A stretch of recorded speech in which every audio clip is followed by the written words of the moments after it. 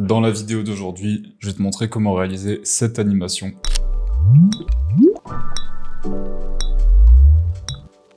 C'est une animation plutôt complexe qui va introduire pas mal de techniques avancées dans After Effects. Cette technique, je l'ai apprise grâce à Stefano Malerba, un excellent motion designer que j'ai découvert sur Instagram. Je te mettrai le lien de son profil dans la description. Comme toujours, je t'invite à rejoindre mon serveur Discord si tu veux accéder au fichier projet de cette animation. Il sera disponible au téléchargement et ça gratuitement.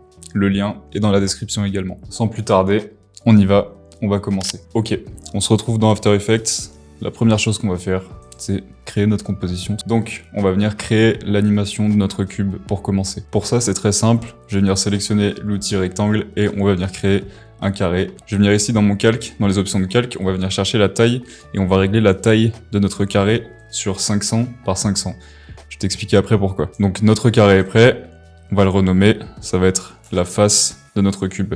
Ensuite, on va activer la 3D sur notre calque de forme et le dupliquer 6 fois pour faire les 6 faces de notre cube. Donc, pour commencer, on va venir tourner nos faces.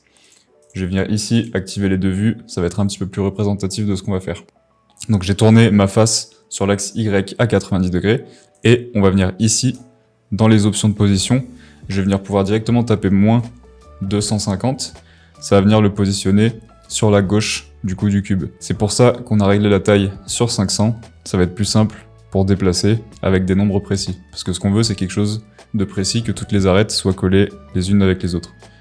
Voilà, et pour le positionner en arrière, on va simplement venir taper 250 ici, ça va venir le reculer. Je vais venir répéter le processus du coup pour chaque face, et on a créé notre cube, 2 minutes, extrêmement simple. Je vais venir fermer tout ça. Maintenant, ce qu'on va faire, c'est qu'on va venir créer un contrôleur pour notre cube. Je vais cliquer droit dans ma fenêtre de composition, aller dans Nouveau et créer un nul. Dans mon nul, on va faire attention, je vais venir déjà le passer en 3D et ensuite le positionner pareil à 250 pour qu'il soit au centre de mon cube. Je vais te montrer ça tout de suite. Si je viens tout parenter ici maintenant et que je viens tourner mon nul, on a un contrôle de l'objet sur le centre et donc ça nous permet de faire des rotations, de faire des mouvements de position très simplement. Je vais venir le remettre à 0. La deuxième étape pour créer notre animation, ça va être de modifier toutes les couleurs de nos faces. Pareil, je t'expliquerai pourquoi après. Ça va être extrêmement important. On va venir sélectionner une couleur précise sur chaque face. Donc, pour l'arrière, je vais venir mettre un rouge. Ça n'a pas vraiment d'importance quelle couleur tu choisis, il faut juste que les couleurs soient suffisamment différentes les unes avec les autres.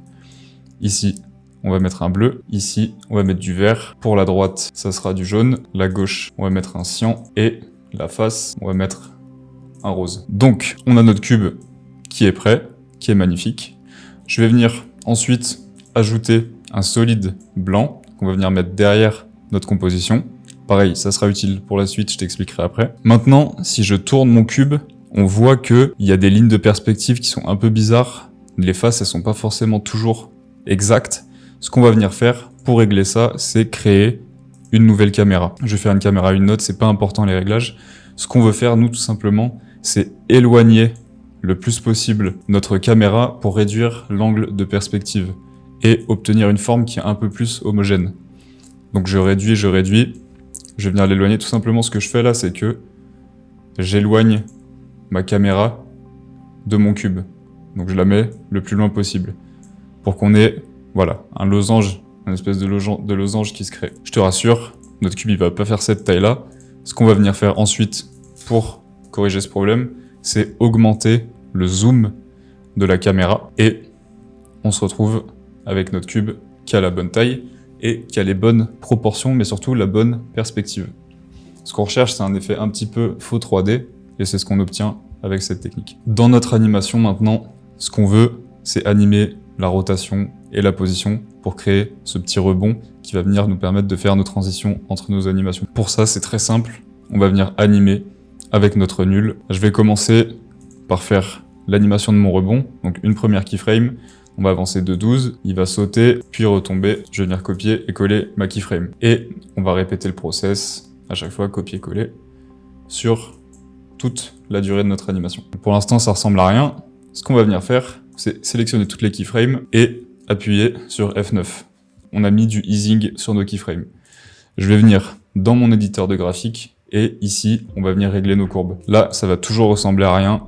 Bon, c'est un petit peu mieux, mais c'est pas ce qu'on recherche. Nous, ce qu'on veut, c'est que notre cube, il accélère quand il rebondit, il ralentisse quand il est en haut, il retombe, il accélère quand il retombe. Pour ça, c'est extrêmement simple. Je prends ma courbe de position et je vais venir tirer ici à chaque fois. Et là, ça va être notre rebond. Il accélère, il ralentit et il retombe en accélérant. C'est une animation de rebond, tout ce qu'il y a de plus classique. Et on répète le process à chaque fois. Donc, on a notre cube qui rebondit. Ce qu'on va faire maintenant, c'est animer la rotation. Donc, j'ai créé un deuxième nul pour venir animer la rotation de mon cube. C'est très simple, tu crées ton nul, tu viens parenter ton premier nul au deuxième, et j'ai simplement fait une rotation à 360 degrés sur l'axe Y, pour qu'on ait notre cube qui fasse un cycle complet. Ça nous crée une animation qui tourne en boucle, comme tu peux le voir juste ici. Ensuite, on a deux animations qu'on va venir intégrer dans notre cube. Ça peut être n'importe quoi. J'ai fait quelque chose d'extrêmement simple, une balle qui rebondit avec juste une ellipse qui tourne, qui fait une rotation. Voilà, rien de bien fou. Hop. On va pouvoir passer à l'assemblage et créer cet effet. Je vais venir créer une nouvelle composition. On va mettre tous nos éléments. Et je vais venir placer ma composition de cube. Ce qu'on va faire maintenant, c'est en fait isoler chacune des faces de notre cube. C'est pour ça qu'on a sélectionné des couleurs sur chaque cube. Donc, pour ce faire, je vais venir ajouter sur mon cube un effet linéaire color key. Voilà, tu vois déjà comment ça marche. En gros, ça va extraire la couleur qu'on sélectionne ici dans l'effet. Et on va se servir de ça pour masquer et intégrer notre animation. Je vais régler mon effet, faire en sorte qu'on ait plus du tout de bleu sur notre cube. Donc j'ai isolé ma face, maintenant je vais venir pouvoir intégrer mon animation. Pour ça, je glisse ma composition et on va venir simplement l'intégrer grâce à l'option Track Matte sur notre cube. Comme tu le vois ici, ça marche pas. Donc je vais venir cliquer ici sur inverser mon matte et on a notre animation qui est dans notre cube. Très important de garder le fond blanc dans la composition du cube. Si je viens enlever mon fond blanc ici, tu vas venir voir que dans le master, ça va venir en fait couvrir toute l'image de notre animation. Donc, très important de le garder, ça nous sert de masque également. Et on va venir répéter le process pour chacune des faces. Donc, je viens dupliquer mon cube. Dans l'effet linéaire color key, cette fois-ci, je vais changer ma couleur. Donc, on va prendre le jaune. Je vais dupliquer mon animation. On va venir la mat dans la face de notre cube. Et voilà. Donc, j'ai répété le process 6 fois, une fois pour chaque face de mon cube. Et on a notre animation qui est complètement intégrée dans l'animation de rotation de notre cube. On va venir faire exactement la même chose encore une fois pour notre deuxième animation. On a fait le montage de nos animations. C'est très simple, on vient simplement à chaque fois dupliquer, le mettre dans le masque, comme le processus qu'on a fait sur la première fois. Mais on le vient faire pour toutes les faces. Ce qu'on va venir faire maintenant, c'est peaufiner, styliser, ajouter nos effets pour donner l'effet vert transparent qu'on recherche. Pour créer notre effet de vert, ce qu'on va venir faire, c'est juste appliquer 2-3 effets. Donc pour ça, en fait, on va venir voir dans notre animation à quel moment, en fait, la balle va traverser, entre guillemets, une des faces. Et sur la face concernée, on va venir ajouter quelques effets. Donc là, par exemple, on voit qu'elle n'est pas dans le bleu, mais qu'elle sera plutôt dans la face jaune au moment où ça tourne. Donc, je vais venir ajouter des effets à ce moment-là.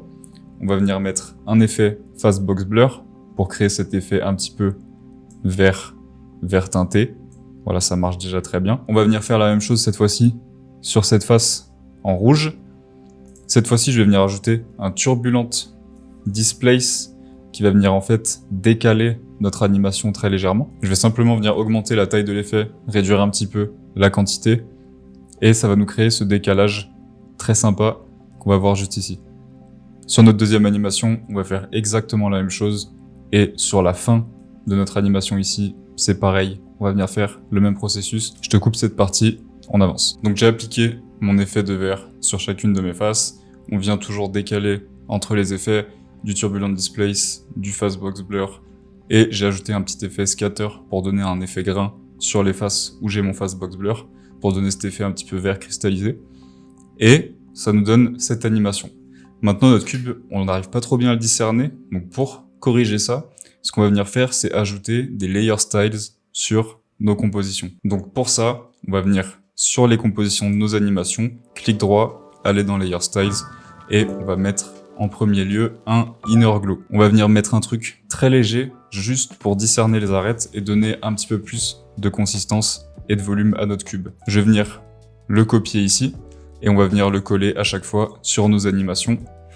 Et donc maintenant on a nos arêtes qui sont bien visibles sur notre cube. Donc on va venir la régler, l'agrandir et faire un flou pour donner un petit peu de texture et d'ombrage sur notre cube et sur notre dégradé. Je vais venir changer la couleur, mettre une couleur un peu plus claire qui se rapproche de notre cube pour que ça vienne teinter les faces et donner un petit peu de volume. Et donc pareil, on vient copier-coller à chaque fois sur les autres compositions. Et voilà, on a déjà quelque chose qui ressemble un petit peu plus à un cube en verre. Dernière petite touche finale, on va venir ajouter un bevel et emboss. Donc pour ça, pareil, clic droit, layer styles, bevel and emboss. Dans les faits, on va venir baisser l'opacité du highlight à 0%. Ce qu'on veut, nous, c'est créer, encore une fois, une ombre. Je vais venir augmenter la taille de l'effet et on va venir, pareil, mettre une couleur de la couleur à peu près de notre cube. Ça va nous donner une très légère teinte qui va en fait un peu dissocier nos faces et donner un petit peu plus de relief. J'espère vraiment que ce tutoriel t'aura aidé, t'a plu et t'aura appris des choses. N'hésite pas à me laisser tes remarques, tes avis dans les commentaires.